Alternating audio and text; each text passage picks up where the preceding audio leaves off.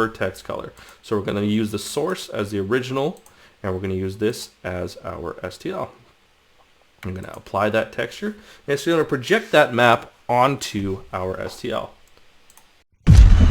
Hey, what's up guys? Manual with Dental Tech Tips. I just wanted to share something I thought was kind of cool that I recently discovered. So this case here is something that we're working on, Smile Design, digital diagnostic. If I show you the initial here. So the patient is like a post-ortho, younger patient, so we're trying to keep it very, very minimalistic here. I'm just kind of making everything much more symmetrical. So what I'm using nowadays a lot is Smilecloud. So if you go inside of Smilecloud here, you can see we have like you know, the Smile Design here. You can do a bunch of different ones, and it's really cool because all this documentation it's going to be organized in a specific manner inside of here, and it's a really great way to collaborate between the lab, the clinician. You can send it directly to the patient as well. And all these files come in, and you can have 3D files, CBCTs. They're able to manipulate these things.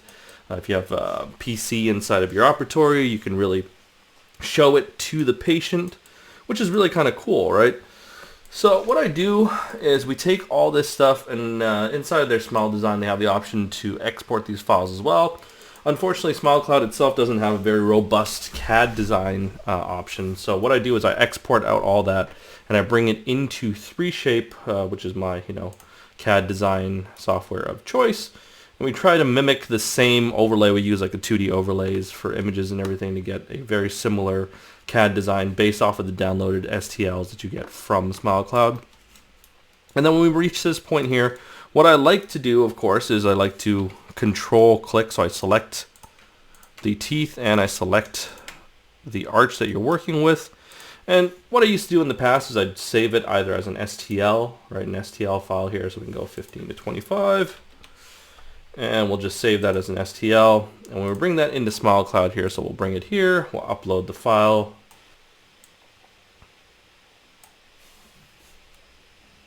And you can see here, this works just fine, right? It's going to take a moment to post-process.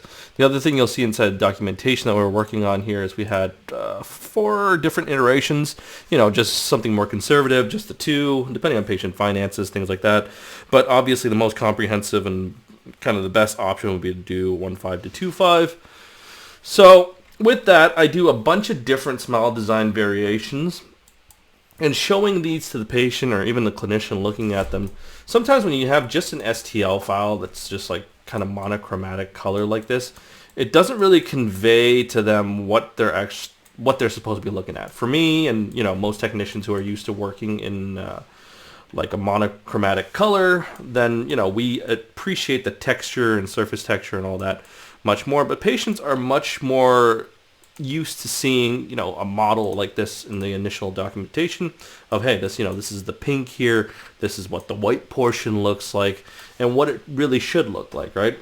So what I did in the past is I would just go ahead and try to do this. I was like, okay, well, the files here are white in color and these are pink, so we're going to save this. And 3Shape, of course, allows us to output this in a PLY format, so I'm going to go 1525 PLY or PLY, and it should output a file that has a white texture and pink. So if you look at the PLY image texture map, essentially it has a texture map of the model that you're working with. So it's just dragging this and draping it like a blanket over that blank STL file that we're working with, right? So if I close this here and I open this,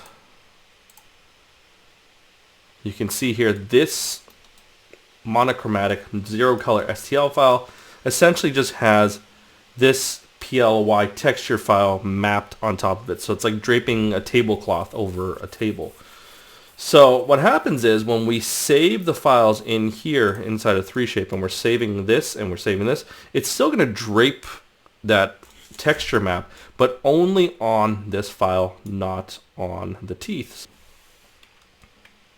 So if we drag in both, let me do it one more time here, PLY and JPEG together, it'll pull that and it'll give us a file that has color on the gingiva, but the teeth that we've mocked up are going to have no texture, so they're going to appear black in color, which doesn't look really nice. So it really bothered me. What I did was I used to export these as two separate. So what you can do as a workaround is you go here, I'll click on these and I'll save this as 1.5 to 2.5 teeth, save it as an STL, and then here 1.5 to 2.5 gingiva as an STL.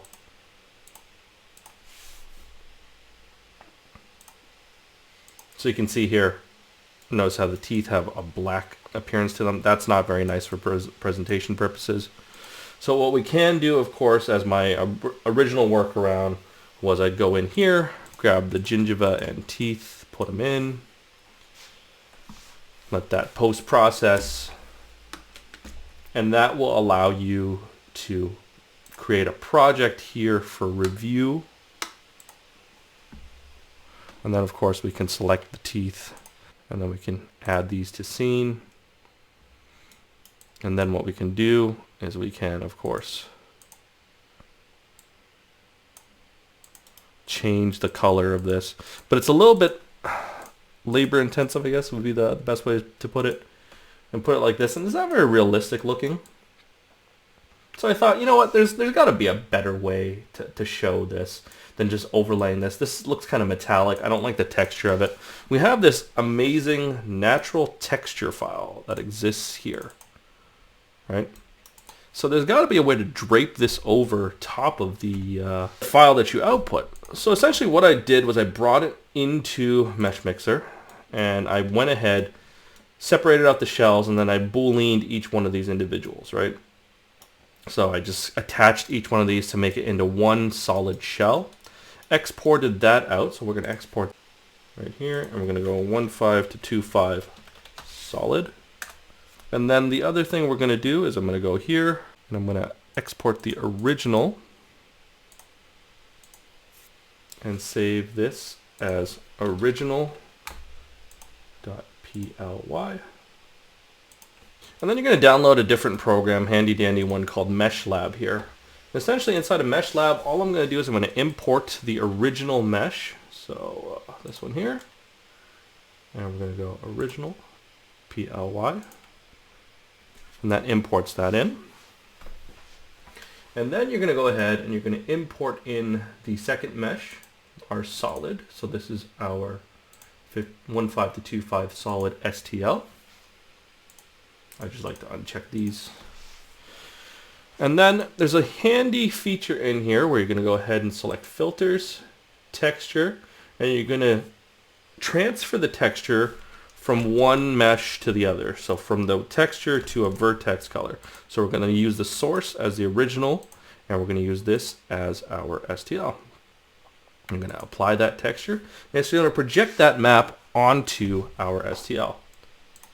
So it's not perfect, of course, and then you can see here it does show like the gingiva has some of the pink, and that's because we are doing some crown lengthening here to get, you know, great proportions for the gingival zeniths. Not the end of the world. What I like to do at this point is I go ahead and I just like to paint, and if there's a clipped area here where there was no texture applied, we'll go ahead and paint that. So I just go ahead, choose this paint tool here, click this, we're going to pick from our screen color, choose this color here, hit OK, and then I'm going to turn my hardness down with my brush. I'm just going to paint in our surface texture.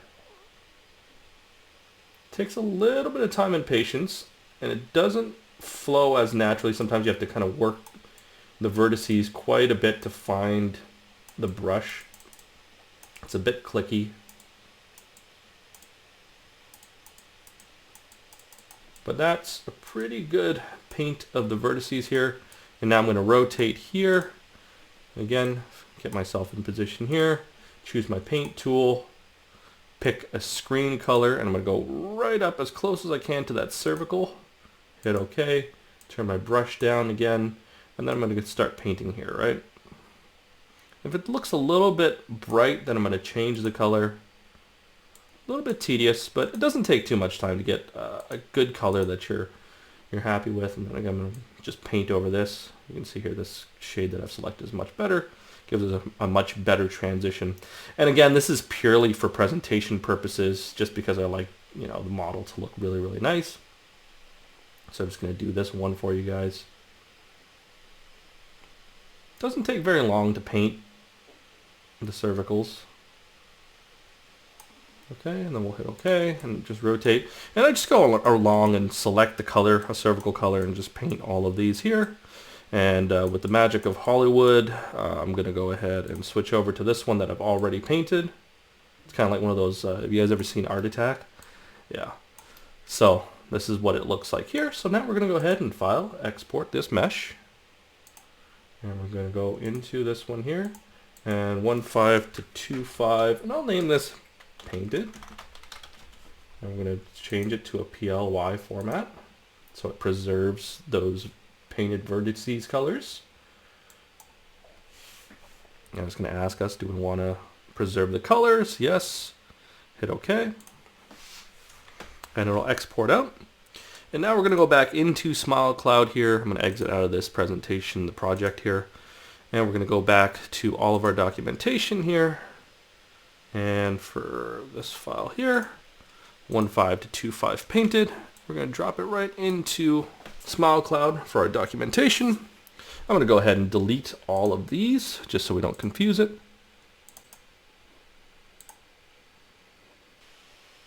But this example here now, you can see it has these wonderful textures mapped to the actual file.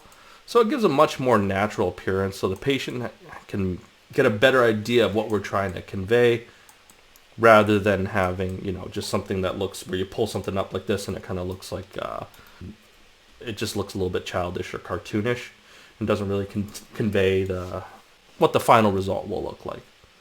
So yeah, this is what I like to do. It takes a couple extra steps, but I think, again, we're doing some very highly aesthetic cases. I think there's some value in presentation for sure. Alright, hope you guys liked this video. Thanks for watching.